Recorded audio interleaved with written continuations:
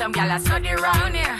See them argue. Not to just me, to all his kids and my mom, like physically beat the hell out of you. And I'm not talking like how you whoop your child with a belt, you know. That man go in like hard with electric cars. He would chain me on a window jamb, like chain you with a chain, lock it with a padlock.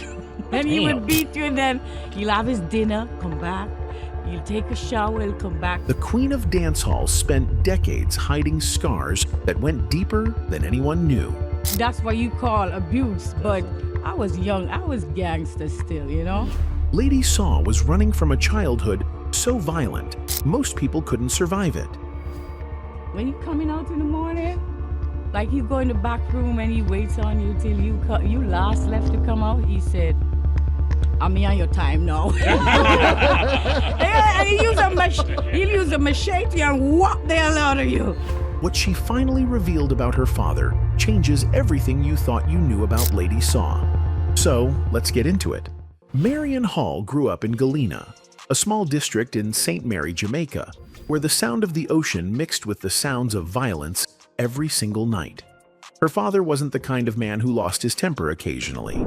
He was the kind who turned punishment into ritual, who made sure every beating had an audience, who chained his daughter to window frames with padlocks and came back for multiple rounds after dinner and a shower.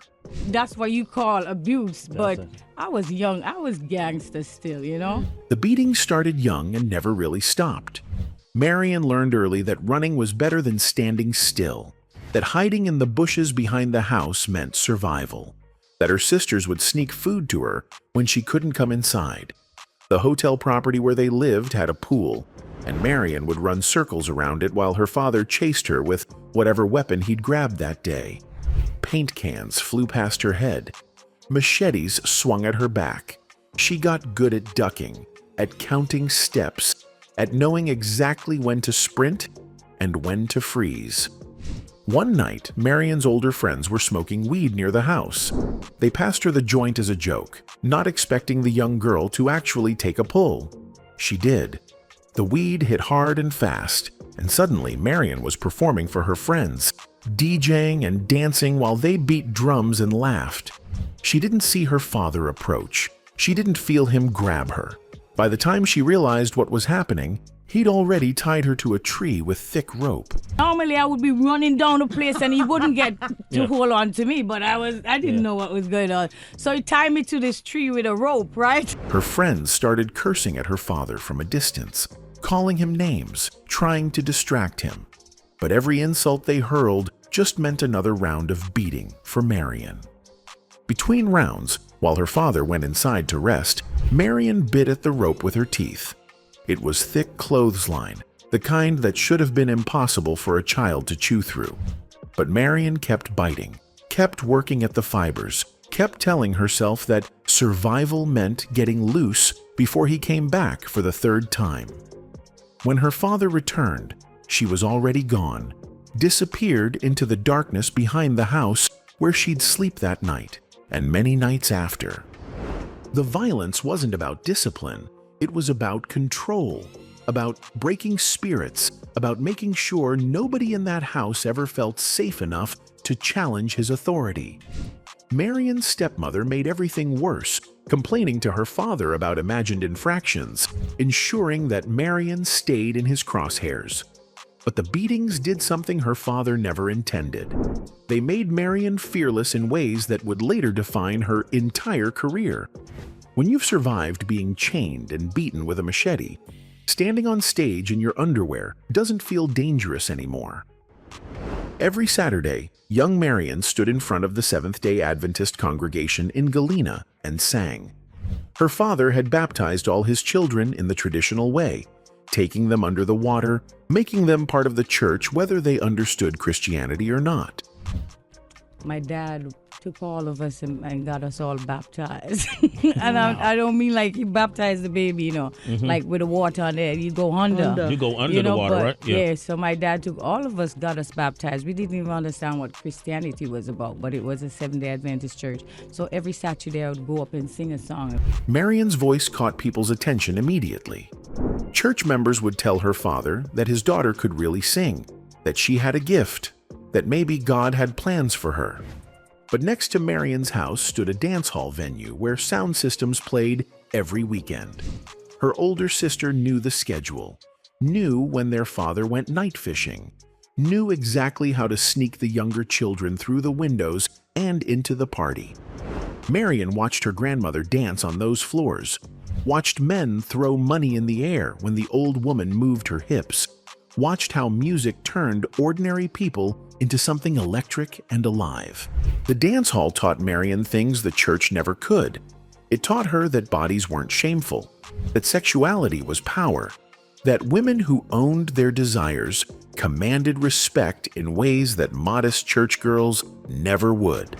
Me say, the day will never come when a girl can't talk me in my face. What? She absorbed the culture completely, memorizing lyrics from sound system clashes, learning dance moves that would later become her signature, understanding that performance was about more than just standing still and singing pretty. When Marion moved to Kingston with her mother, who kept running away from her abusive husband, the church couldn't hold her anymore. She'd already tasted the freedom of the dance hall, already understood that her voice could do more than praise God.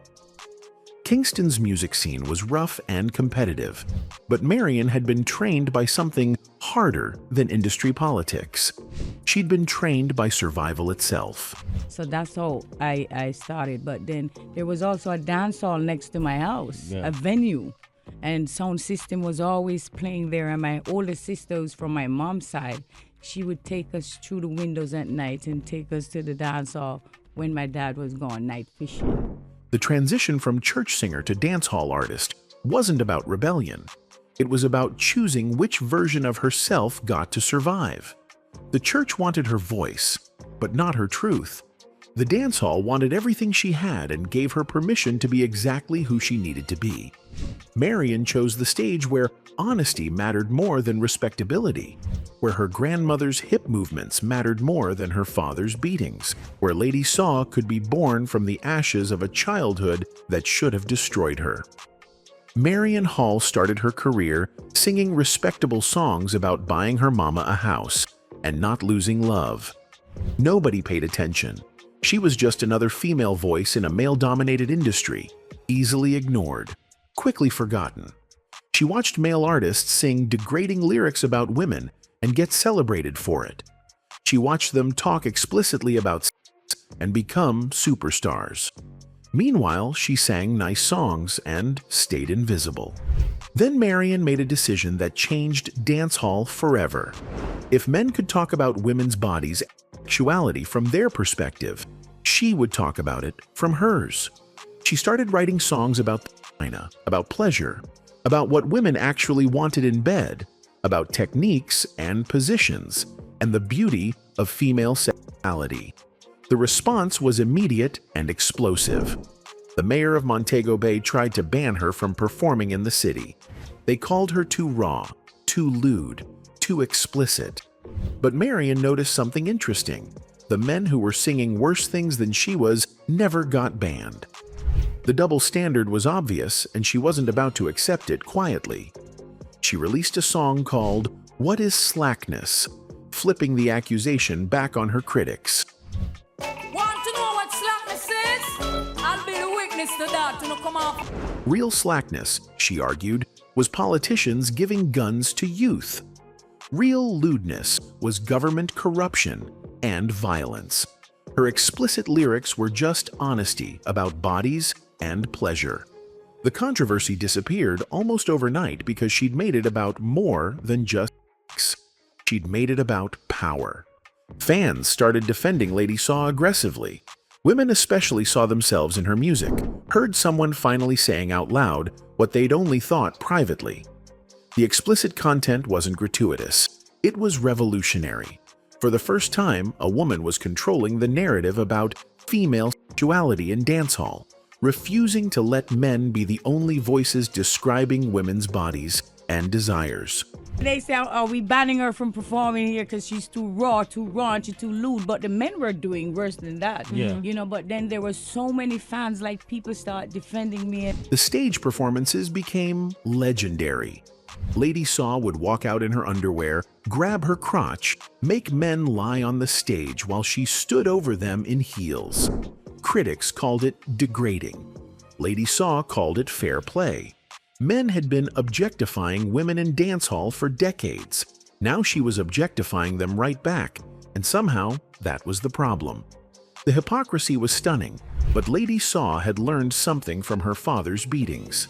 When people try to break you, you either fold or you become unbreakable.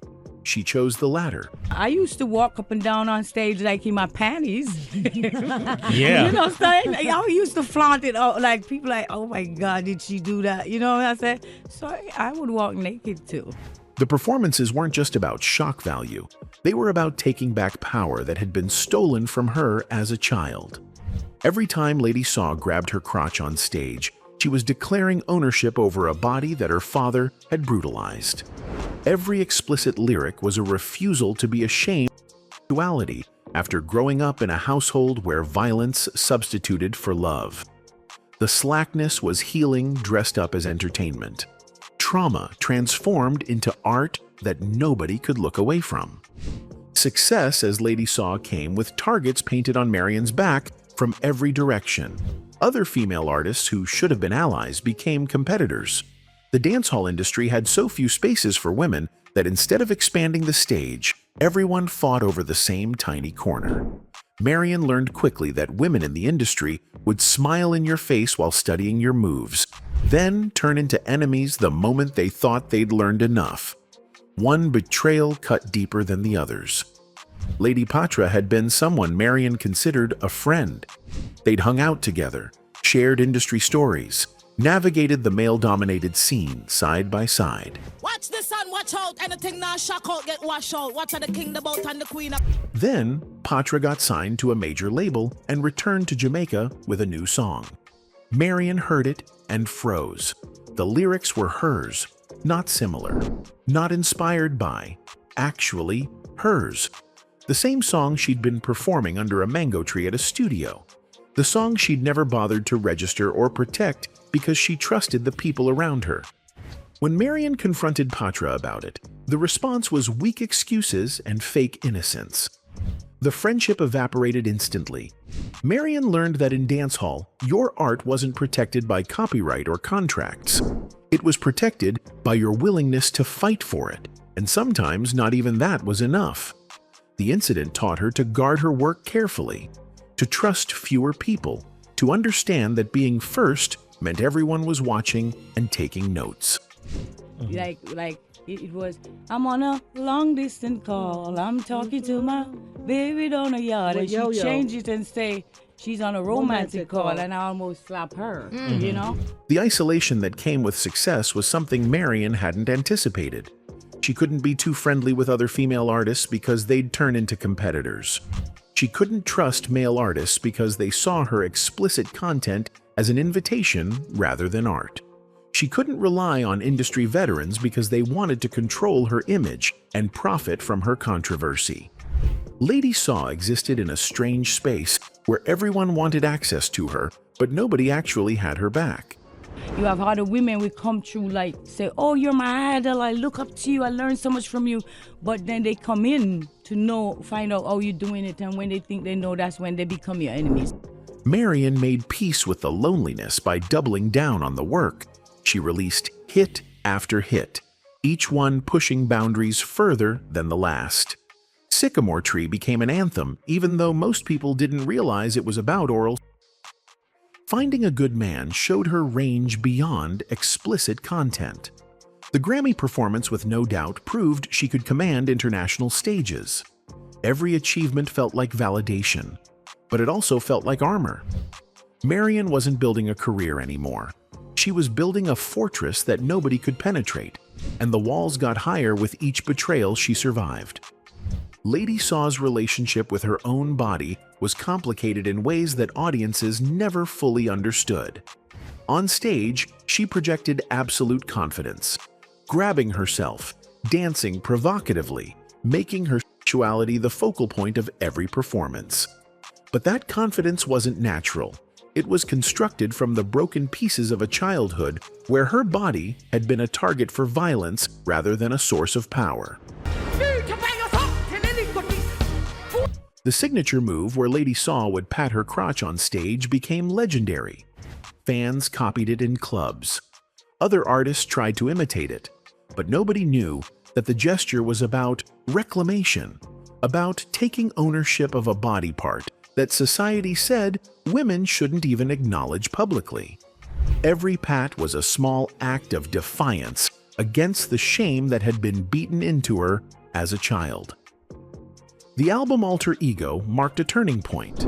Marion announced that half the proceeds would go to the Lady Saw Foundation, the organization she'd created to help abused women and children.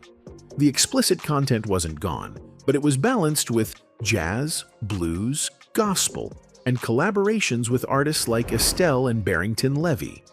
Marion was trying to show that Lady Saw contained multitudes, that the woman who sang about could also sing about survival, that the body that performed slackness had also endured unspeakable trauma. But the industry and fans weren't ready to see her as anything other than the Queen of Slackness. The complexity she offered was ignored in favor of the controversy everyone expected. Marion's decision to create the Lady Saw Foundation wasn't charity. It was necessity. She'd survived her father's brutality through music and running, but she knew countless women and children had nowhere to run, no stage to transform their pain into power. The foundation became her way of extending a hand to the versions of herself who never made it out, who stayed chained to those window frames, who stopped running. In 2015, Marion Hall shocked the dancehall world by getting baptized and announcing her retirement from secular music.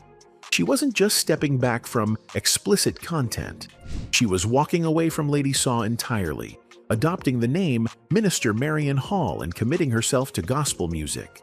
The transformation seemed sudden to outsiders, but Marion had been moving toward it for years, pulled between the church of her childhood and the stage that had saved her life.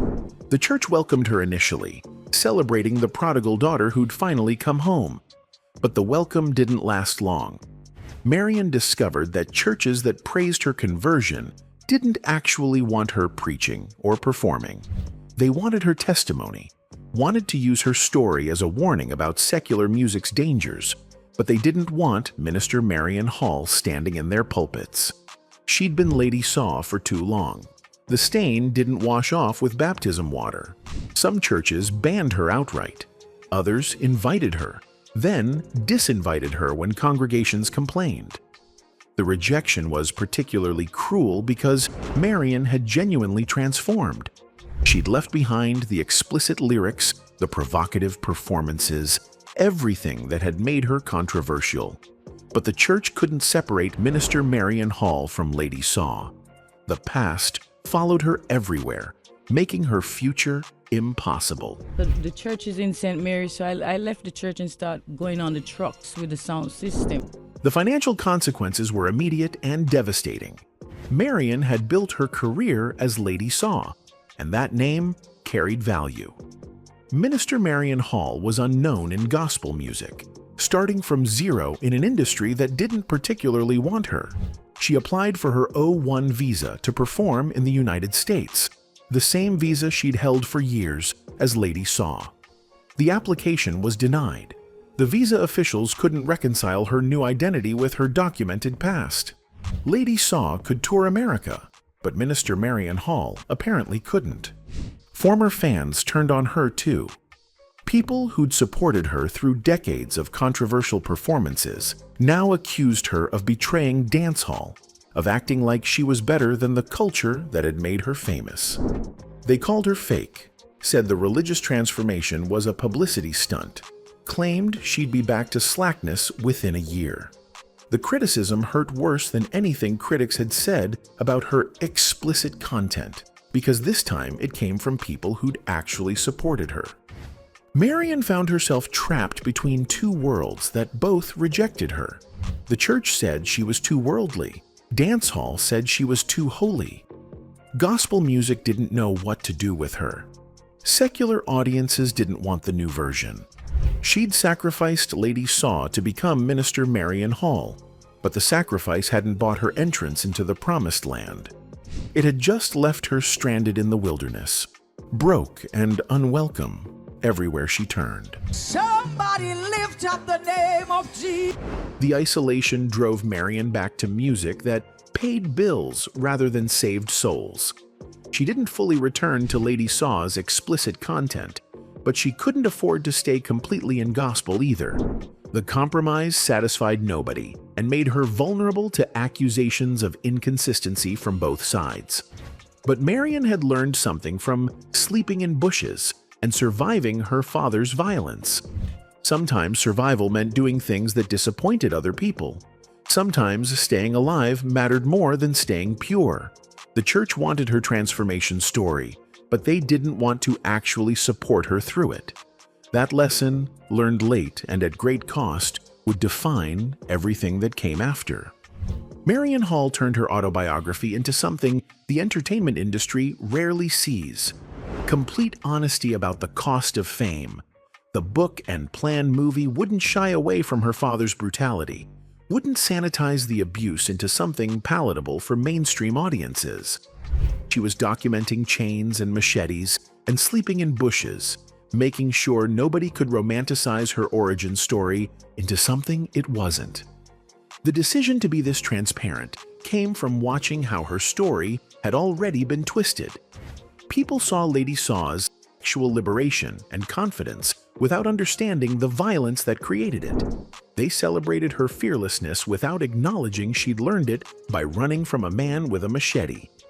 Marion wanted to connect those dots explicitly to make audiences understand that Lady Saw wasn't born from confidence, but from survival instincts sharp enough to escape death repeatedly.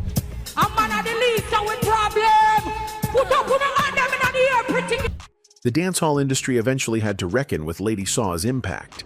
Artists like Spice followed the path she'd cleared, pushing sexual content even further, claiming space as explicitly as Lady Saw had decades earlier.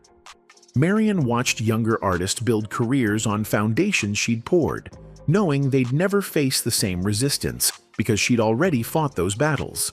The recognition felt good, but it also felt incomplete. They got to be sexually liberated without being banned. They got to own their bodies without being called too lewd. Lady Saw had paid the price for a freedom she never fully enjoyed. Marion Hall stood at 50-something years old, with a legacy that couldn't be contained by any single identity. She was Lady Saw and Minister Marion Hall, church girl and dancehall queen, abuse survivor and foundation founder, spiritual liberator and gospel singer. The contradictions weren't problems to solve. They were proof she'd survived everything that tried to define or destroy her. The girl who slept in bushes had built an empire from explicit lyrics, then walked away from it for God, then discovered God wasn't enough to pay bills, then found some complicated middle ground that satisfied nobody but kept her alive. The darkest secret wasn't any single revelation. It was the accumulated weight of surviving when survival shouldn't have been possible. Marion's father had tried to beat her into submission. The industry had tried to define her by her sexuality. The church had tried to use her testimony without supporting her transformation. Through everything, Marion kept moving, kept creating, kept finding new ways to refuse anyone's version of who she should be. The scars told the real story, the one hidden beneath explicit lyrics and gospel songs and foundation work. Marion Hall had survived because she learned early that running was better than submission, that fearlessness looked like freedom even when it felt like armor, that sometimes the only way to escape chains was to bite through rope until your teeth bled and your jaw ached, and freedom finally felt possible. Anyway, that's it for the video, folks. Bye.